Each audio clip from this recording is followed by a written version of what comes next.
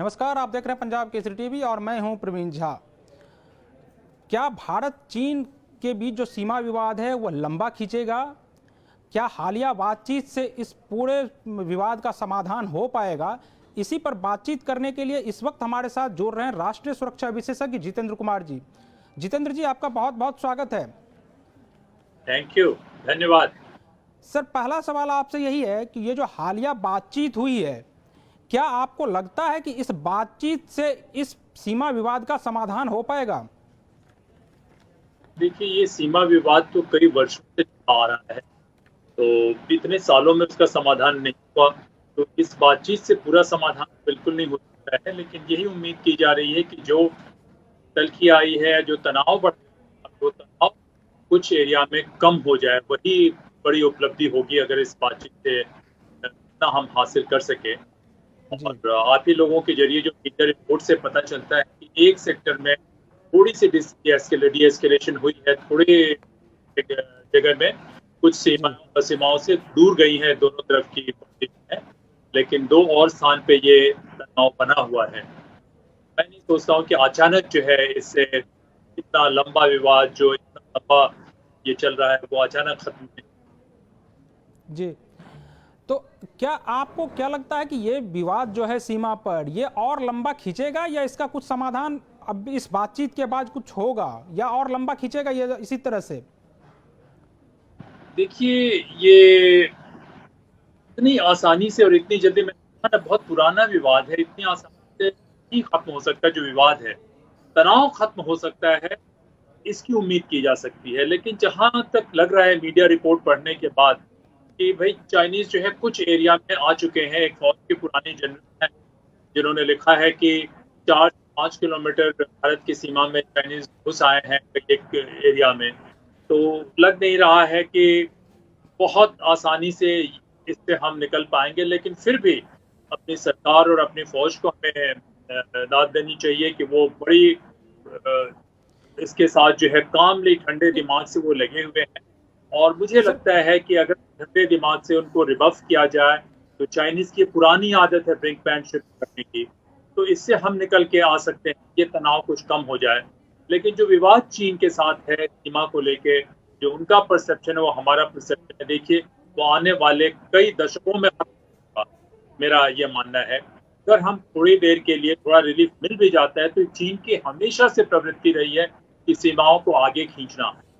यहाँ नहीं, जी कई जगह आप देखें कि चीन ने नए नए टेरिटरीज को अपना कब्जा कर लिया है, अपने इसमें ले लिया है। अक्साई जी चिन पे देखा जाए तो उनका पूरा कब्जा ही इलीगल है, अगर हम एक तरीके से देखें।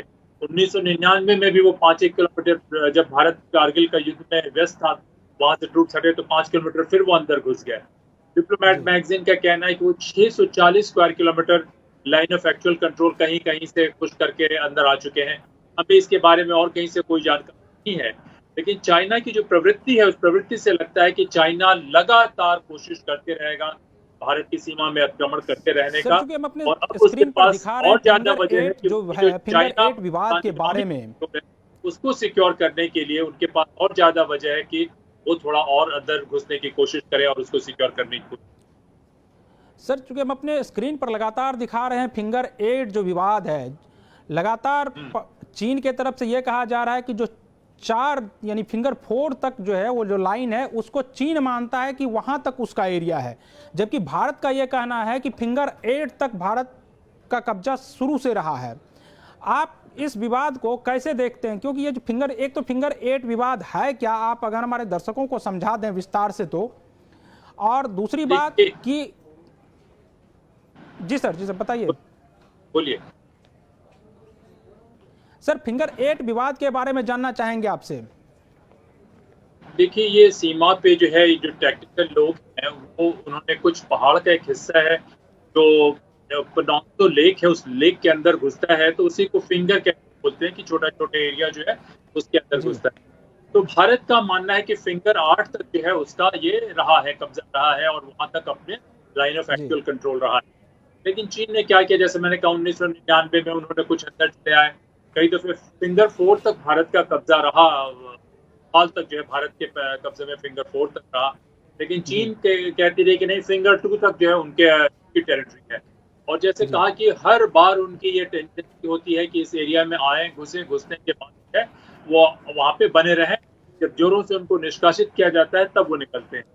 ये देखिए, ये जी जो झील है, उस झील की जो पनांगसो झील है, उस झील की अहमियत बहुत ज़्यादा है कि अगर जी कभी कोई कन्वेंशनल कॉन्फ्लिक्ट होता है, कुछ बात होती है, तो उस झील की अहमियत बहुत बढ़ जाती है और उसी के आसपास ये बना हुआ है।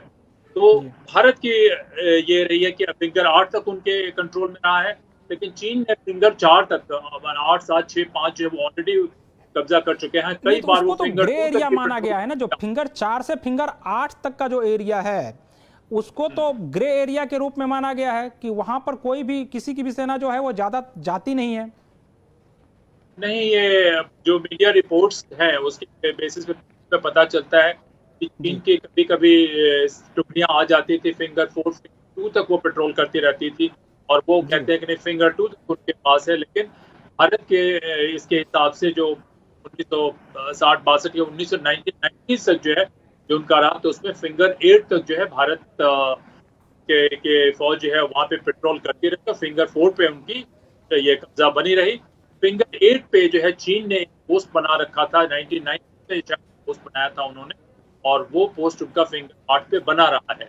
तो देखिए, जी ये चीन की जो है हमेशा से, ये तो टैक्टिकल लेवल पे जो फौज है या हमारी जो विदेश मंत्रालय के लोग हैं उस पर देख रहे हैं। मैं उस पर फोकस करने के बजाय राष्ट्रीय सुरक्षा के हिसाब से मेरा बड़ा पर्सपेक्टिव है, और बड़े पर्सपेक्टिव के हिसाब से देखिए, चीन जी जो है हर हालत में बढ़ते जा रहा है। जहां जहां वो बढ़ रहा है, जैसे काराकोरम पास के होके उसका चाइना पाकिस्तान इकोनॉमिक कॉरिडोर बन रहा है, तो जी उसको जी सिक्योर करने के लिए थोड़ा 4 कदम और आगे आने की कोशिश करेगा। इनफैक्ट चीन का जो है देखा जाए, अक्साई चीन में जब उन्होंने 1951 से 57 में सड़क बनाई, भारत की टेरिटरी थी वो पूरी तरीके से 100 जी किलोमीटर भारत के अंदर घुस के उन्होंने टेरिटरी बनाई। क्यों? क्योंकि उनको सिंजियांग और तिब्बत को लिंक करना था और ऑल वेदर रोड जो है वहीं से होके जा सकती थी। तो देखिए, जी चीन बढ़ते जा रहा है और अपने बढ़ते हुए टेरिटरी को प्रोटेक्ट करने के लिए और ज्यादा वो ट्रांसग्रेशन करते जा रहा है और ज्यादा टेरिटरी कब्जा करने के फिराक में लगा रहता है। जी तो सर आपको क्या लगता है कि जो चीन जो इस तरह से वहां पर पहले से एक तो निर्माण कर रहा है लगातार, जब भारत वहां पर अब निर्माण करना शुरू किया या भारत का वहां पर मूवमेंट बढ़ा है, उसके बाद से चीन, जबकि भारत का यह कहना है कि भारत अपने इलाके में कर रहा है, चीन में प्रवेश नहीं कर रहा, इसके बावजूद चीन का यह आरोप क्यों और चीन को यह परेशानी क्यों हो रही है? देखिए, चीन जो है सब कुछ होने के बावजूद अंतरराष्ट्रीय नियम कायदे कानून को नहीं मानता है। कई जगह वो नहीं मानता है, वो सीधे जो है अपने शक्ति का प्रयोग करता है। और देखें कि साउथ चाइना सी में भी जो है एक ट्राइब्यूनल के सामने, शायद इंटरनेशनल कोर्ट ऑफ जस्टिस के सामने वो हार जाने के बावजूद को नहीं मानते हैं। तो हर जी जगह जो है चीन का एक रवैया रहा है कि वो पश्चिम के देशों से अपने आप को सुपीरियर साबित करने के लिए और खास करके भारत से सुपीरियर साबित करने के लिए उसका एक अग्रेसिव पोस्चर हमेशा से रहा है। और अग्रेसिव पोस्चर में दिक्कत ये हुई है कि उसकी टोटल कैपेसिटी जो है देखा जाए, इसे मिलिट्री टर्म्स में नहीं कह सकते, लेकिन इकोनॉमिकली, टेक्नोलॉजिकली बहुत हमसे जी आगे निकल चुका है पिछले कई दशकों में। तो उस वजह से देखा जाए तो उसके इसमें एक थोड़ा सा क्या कहा जाए कि हालांकि उसके इंटरनल चीजें बड़े ही प्रशंसा के योग्य है, जिस तरीके से उसने अपने देश में लोगों को गरीबी से निकाला है, जिस किस्म का इकोनॉमिक ट्रांसफॉर्मेशन किया, लेकिन इसके बावजूद दूसरे पड़ोसियों के साथ वो बड़ा अग्रेसिव रहा है, टेरिटरी भी एक्सपैंड करते रहा है, अपना डोमेन ऑफ इंटरेस्ट भी एक्सपैंड करते रहा है, और कहीं रीजनेबलनेस की कई दफे उसके अंदर गुंजाइश नजर नहीं आती है। तो उनके जो लोग इसको देख रहे हैं, उनकी एक कंसिस्टेंट पॉलिसी है एक्सपैंड करते जाना, बॉर्डर्स जी को पुश करते जाना, और जो कल आपने एग्री किया उसको भी डिस्प्यूट करना, थोड़ा आप पीछे जी हटेंगे तो और आगे जाना। ये जो है जी चाइनीज अप्रोच हमेशा से रहा है। सर, जहाँ तक मेरी जानकारी में है कि ऐसा पहली बार हुआ है कि लेफ्टिनेंट जनरल स्तर की बातचीत तय सीमा चौकी पर हुई है। आज तक ऐसा देखा जाता था, आमतौर पर ब्रिगेडियर स्तर की बातचीत होती थी, लेकिन इस बातचीत को आप किस रूप में देखते हैं राष्ट्रीय सुरक्षा के परिदृश्य में? देखिए, इस ऊंचे स्तर पे बातचीत हुई है तो इसका मतलब ही यही है कि मामला पहले के मुकाबले ज्यादा गंभीर है। लेकिन जी अच्छी बात मैं इसमें ये देखता हूँ कि कम से कम दोनों बातचीत कर रहे हैं और स्थिति खराब हो गई है। लेकिन इसमें कोई शक की गुंजाइश नहीं कि मामला बहुत गंभीर है और जो चीन का पुराना भी अपना accepted line of actual control था उसको उन्होंने पुश कर दिया है।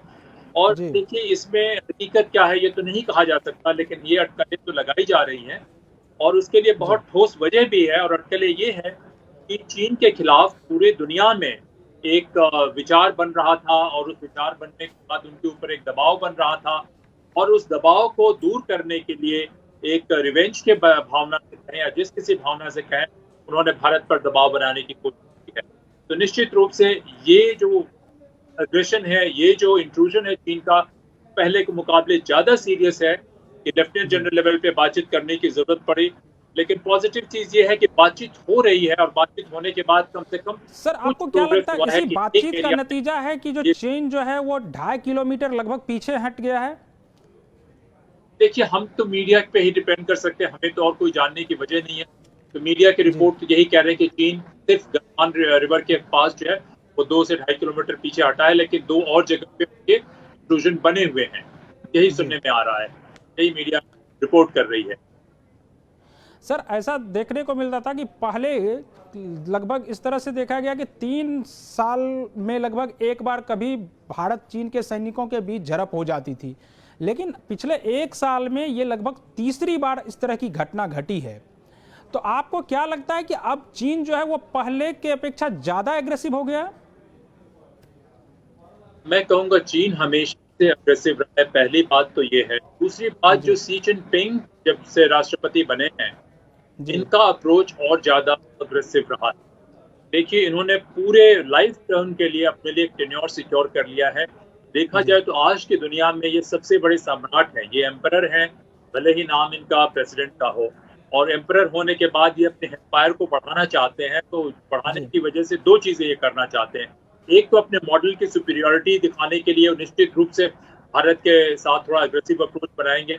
इस विवाद से काफी पहले एक बातचीत में भी, एक लेक्चर में भी मैंने कहा था कि जो एसिमेट्री बढ़ते जा रही है हमारे और चीन के लिए, ये हमारे लिए बहुत ही घातक है। हमें इस पे बहुत गंभीरता से ध्यान देने की जरूरत है। जी लेकिन जो भी हो, ये अचानक होती नहीं है, ये बढ़ गई है। तो निश्चित रूप से इस राष्ट्रपति का जो रवैया है वो ज्यादा अग्रेसिव है। वो अपने आप को इतिहास में भी बहुत अच्छे से साबित करना चाहते हैं और इसकी वजह से भारत ही के साथ नहीं, सारी जगह इनका अग्रेसिव अप्रोच है। आप देखिए साउथ चाइना सी को लेके इन्होंने क्या किया, या जापान जी के साथ इनका क्या रहा, दूसरे देशों के साथ क्या रहा। तो ये जो है अग्रेशन तो चीन में निश्चित रूप से है, लेकिन इस अग्रेशन को हैंडल करने के दूसरे जो तरीके हैं या जिस तरीके से हम लोग की फिलहाल सरकार हैंडल कर रही है, फौज हैंडल कर रही है, वो हमारे ख्याल से उस एरिया में हमें उन पर भरोसा करना चाहिए। जी और हम लोग को, मीडिया में भी लोगों को बिल्कुल संभाल के बातचीत करनी चाहिए। सर आप भारत की तैयारी को किस रूप में देखते हैं, क्योंकि भारत भी लगातार वहां पर सेना लगातार बढ़ा रहा है और वहां पर जो आर्टिलरी का भी जो है वो भी वहां पर, चाहे तोप पोप भी है वो भी वहां पर ज़्यादा डिप्लॉय कर दिया है। तो आपको क्या, और जो वहां पर जो रोड कंस्ट्रक्शन का भी जो काम चल रहा है उसमें भी लगभग 11,000 से ज़्यादा जो कामगार है वो काम वहाँ लगातार कर रहे हैं रोड बनाने के लिए। तो आपको लगता है कि भारत आज उस स्थिति में है कि चीन को बैक कर सके? देखिए हमारे अभी तक जो अप्रोच है हमारे फौज का, खास करके बहुत ही प्रोफेशनल अप्रोच है कि कोई जी उन्होंने यहाँ वहाँ की बात नहीं की। पूरे कामली ठंडे दिमाग से उन्होंने अपनी पोजीशन पे वो बहुत ही कामली और असर्टिवली वो बने हुए हैं। कोई यहाँ वहाँ की उन्होंने बात नहीं की और अभी वो बात किए जा रहे हैं, इंगेज किए जा रहे हैं, बातचीत कर जी रहे हैं, लेकिन अपनी पोजीशन को वो एकदम बनाए हुए हैं। तो मैं जी कहूँगा कि अभी तक जो है हमारी फौज का बहुत ही, हमेशा से हमारी फौज का तो वैसे अप्रोच रहा है, लेकिन इस जी मामले में बहुत ही तारीफ के लायक अप्रोच रहा है, बड़ा प्रोफेशनल अप्रोच रहा है। तो मुझे लगता है कि वो इस स्थिति को, चाइना को वो मेंटली जरूर कन्विंस कर देंगे कि आप यहाँ जो भी आपके डिजाइन है वो कामयाब होने वाले नहीं है। और जी पहले के मुकाबले इस एरिया में हमारे पास एडवांटेज है। ये जो रोड बना है श्योक नदी के पास या दौलत बेग ओल्डी की तरफ, ये जो जी सड़क बनी है, तो ये सड़क जो है हमें थोड़ी सी एडवांटेज देती है कि हम लोग अच्छे से मोबिलाइज कर सकते हैं। पहले हमारे पास कोई इंफ्रास्ट्रक्चर नहीं था, लेकिन इस समय इंफ्रास्ट्रक्चर बहुत मजबूत है। और देखिए जीडीपी जीएनपी के डिफरेंसेस अलग होते हैं, वो जी मिलिट्री स्ट्रेंथ के रूप में ट्रांसलेट नहीं करते, लेकिन फौज पूरी तरीके से प्रिपेयर्ड है और इस तरीके का कॉन्फ्लिक्ट चीन के भी हित में नहीं होगा। और जी मुझे लगता है कि एक मजबूत और एक रोबस्ट रिस्पांस के जरिए जो है ये फौज इस स्थिति को संभाल लेगी। लेकिन लॉन्ग टर्म में हमारे पास कोई ऑप्शन नहीं है बजाय कि इस एसिमेट्री को हम ब्रिज करें। अपने टेक्निकल एक्सेलेंस जिसे मैं कहता हूँ राष्ट्रीय सुरक्षा को बहुत बड़ा कंपोनेंट है, उसको मजबूत करें, अपने इकोनॉमिक स्ट्रेंथ को मजबूत करें, अपनी दूसरे R&D कैपेसिटी को मजबूत करें, ताकि हमारी फौज लॉन्ग टर्म में बहुत मॉडर्नाइज रहे। क्योंकि चीन के साथ देखिए ये कॉन्फ्रंटेशन आज कल परसों कहीं ना कहीं कंपटीशन कहें, कॉन्फ्रंटेशन कहें, कॉन्फ्लिक्ट कहें, वो होना ही होना है। दो बड़े देश एक साथ अगर रह रहे हैं तो जो देश उसको लगता है कि मजबूत है, खास करके उसमें इस तरीके की सरकार व्यवस्था है, तो उससे बातचीत डिप्लोमेसी के जरिए सब हर वक्त आप रिजॉल्व नहीं कर सकते इशू। खास करके उनके पास जो है इस तरीके की अपारदर्शी सरकार है। तो ये टैक्टिकली तो फौज बिल्कुल हैंडल कर लेगी, लेकिन इसका मतलब ये नहीं कि सब कुछ ठीक है। इसका मतलब यही होना चाहिए कि हम इसको हैंडल कर रहे हैं, लेकिन लॉन्ग टर्म में जो है हमें अपने देश को आर्थिक रूप से, टेक्नोलॉजी के जरिए या हर तरीके से मजबूत करने की जरूरत है। जितेंद्र जी, आपका बहुत बहुत शुक्रिया, आपने मुझे समय दिया। और ये थे जितेंद्र जी, राष्ट्रीय सुरक्षा विशेषज्ञ, जिनका ये कहना था कि भारत पूरी तरह से तैयार है, कोई चिंता की बात नहीं है। जो दर्शक अभी तक हमारे साथ जुड़े हुए हैं उनका भी बहुत बहुत शुक्रिया।